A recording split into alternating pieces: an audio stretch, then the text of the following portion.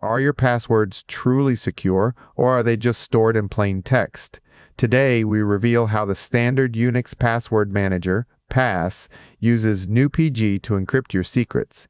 PASS is a lightweight password manager that relies on GPG to ensure each of your passwords lives inside a GPG encrypted file rather than a simple text database.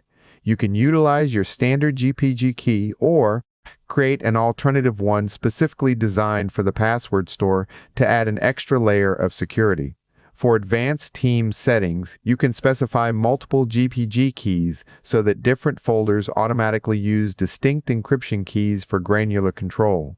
When storing encrypted information, you can use the output option to save the GPG encrypted file with a specific file name like no to configs instead of overwriting your data.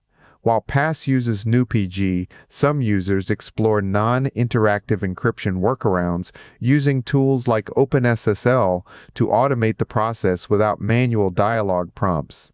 Ultimately, by using GPG and GET together, PASS creates a robust system where your secret keys remain safe in your keychain while your data stays encrypted.